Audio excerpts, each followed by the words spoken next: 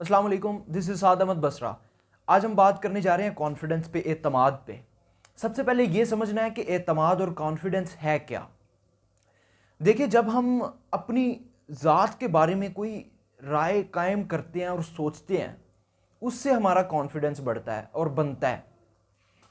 Confidence से मुराद ये है कि हमारी अपनी ज़ात का अक्स हमारे सामने क्या है, हम अपने आप को क्या देखते हैं, कैसा देखते हैं। और खुद एतमादी और कॉन्फिडेंस एक ऐसी चीज़ है कि तमाम कामयाब लोगों में ये होना ज़रूरी है, जिसके पास कोई मिशन है, कोई पर्पज़ है, कोई मकसद है, कोई उसने कामयाब प्रोजेक्ट करना है, टारगेट करना है, तहरीक करनी है। तो कॉन्फिडेंस एक बेसिक की है। इससे मुराद ये होता है कि जी उस चीज़ के बारे में क्लैरिटी अगर नहीं है तो फिर कॉन्फिडेंस नहीं आ सकता। तो कॉन्फिडेंस तब नहीं आएगा कि जब आप किसी से अपने आप को कंपेयर करते हैं। जब हम किसी से अपने आप को कंपेयर करते हैं तो हम दो तरह की हालतों में जाते हैं, या तो एहसास बरतरी आता है या एहसास कमतरी आता है। जब हम किसी के साथ कंपेयर करते हैं तो या वो हमसे ऊपर होता है और या वो हमारी स्टेज पे होता है, या वो हमारी स्टेज से नीचे होता है। जब हमारे अंदर एहसास बरतरी आता है, एक तो हम वक्त ज़ाया कर रहे हैं फजूल का कि हम किसी से अपने आप को कंपेयर कर रहे हैं, इसका फ़ायदा होता ही नहीं। अगर आपने परफॉर्मेंस अपनी को मैयर करना है तो आप सिर्फ अपने आप से अपना मुआवजा करें, किसी से अपने कंपैरिजन को मत रखें। और जब आप के अंदर सुपीरियरिटी या बर्तर होने की कैफियत आती है तो वो आपके अंदर तकब्बुर लेके आती है।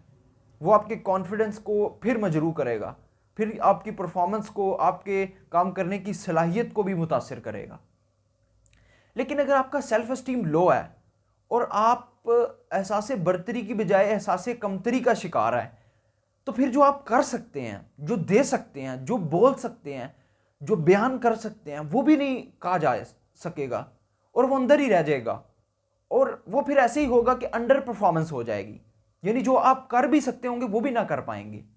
तो इसलिए आपको बैलेंस वे में आपको एक दरमियाने दर्जे का कॉन्फिडेंस मेंटेन करना वो सक्सेस के लिए बहुत ज़रूरी है।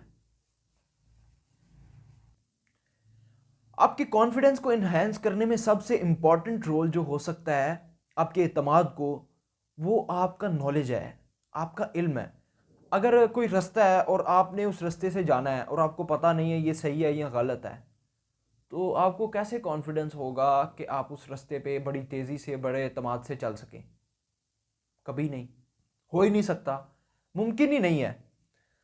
तो आपको जो टास्क है, जो काम है, आपको उसके बारे में क्लैरिटी होनी चाहिए कि वो काम के बारे में नॉलेज होना चाहिए आपका। आपको उसके बारे में जो डिटेल्स हैं, जो नॉलेज है, वो क्लियर होना चाहिए। और इसके बाद आपको प्रैक्टिस करनी है, क्योंकि एक बंदा जो है वो ग्राउंड में जाता है, वो क्रिकेट खेलता है, तो वो आहिस्ता आहिस्ता प्रैक्टिस से अपने अंदर कॉन्फिडेंस इस कदर लेके आता है कि वो वर्ल्ड कप के मैचेस में जाके खेले। ऐसा नहीं होता कि अगर वो गली में खेलना शुरू हुआ और उसके बाद फौरन ही वो जा पहुंचा, गली के बाद डायरेक्ट वो वर्ल्ड कप मैच खेलने चला गया। इसलिए प्रैक्टिस जो है वो आहिस्ता आहिस्ता बंदे के कॉन्फिडेंस को इन्हेंस करती है।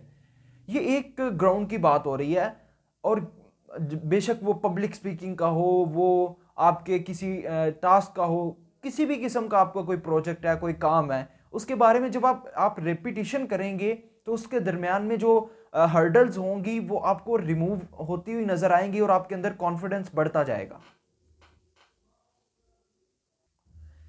एक घोड़ा सहरा में गया सऊदी अरब में, और वहाँ पे उसने ऊँट को कहा कि मैं बड़ी जानी पहचानी सवारी हूँ पंजाब में। उसने कहा चलो तुम मेरे साथ दौड़ लगा के देखो। अब घोड़े और ऊँट की रेस लगी रेगिस्तानों में सऊदी अरेबिया के, और वहाँ पे घोड़ा हार गया क्योंकि उसके पाँव धंस गए रेत में, और दूसरा जो ऊँट था वो काफ़ी दूर तक भागता रहा और वो जीत गया। अब उसने उसको दावत दी कि आप हमारे पंजाब में आना और वो उधर हम दौड़ लगाएंगे तो फिर फैसला करेंगे कि कौन जीता। अब जब पंजाब में आए तो घोड़ा तो सवारी है मैदानों में, जब उनकी रेस लगी तो घोड़ा चंद सेकंडों में अपनी मंजिल पे पहुंच गया और ऊंट जनाब वहीं का वहीं दरमियान में आहिस्ता आहिस्ता जा रहा है। देखिए, कुदरत ने दोनों को अलग-अलग सलाहियतें दी हैं। ऊंट के पाँव को नीचे से फ्लैट रख के इस काबिल बनाया है, चौड़ा नीचे से रख के इस काबिल बनाया है कि वो रेत में दंस ना सके, और घोड़े को मैदान में दौड़ने के लिए बनाया है। उसके पाँव की साख्त इस तरह है कि वो मैदान में बड़ा अच्छा दौड़ सकता है।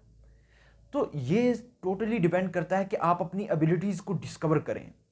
अगर कुछ चीज़ें आपकी एबिलिटीज़ के मुताबिक नहीं है, आपकी सलाहियतों के मुताबिक नहीं है, आप वो चीज़ें कर रहे हैं, आप वो अच्छी नहीं कर पाएंगे, वो आपसे अच्छी नहीं हो पाएंगी, क्योंकि आपके अंदर वो नेचुरल एबिलिटीज़ नहीं है। आपको सबसे पहले ये डिफाइन करना है कि आपके अंदर वो नेचुरल एबिलिटीज़ कौन सी हैं कि जो आपके अंदर बदरजाए अतम मौजूद है। कोई आपके साथ उस फील्ड में, उस मैच में, उस दौड़ में कोई आपसे जीत नहीं सकता। जब आपने वो मैदान, अपनी सलाहियत आइडेंटिफाई कर ली, फिर आपके कॉन्फिडेंस को कौन सी चीज़ है जो आपके कॉन्फिडेंस को ज़रा भी कम कर सके। इसलिए अपनी एबिलिटीज़ को डिफाइन करें, जानें, परखें, रिसर्चेस को पढ़ें, नॉलेज लें, ब्लॉग्स पढ़ें, रिसर्चेस को जाके कंगाल डालें और ये आइडेंटिफाई कर लें कि आपके अंदर कौन सी एबिलिटीज़ है। अगली जो अहम तरीन चीज़ है वो ये है कि आपने ये नहीं सोचना कि होगा क्या, क्योंकि जब हम सोचते हैं ना कि यार ये होगा और वो होगा, फिर हमारा कॉन्फिडेंस गिर जाता है।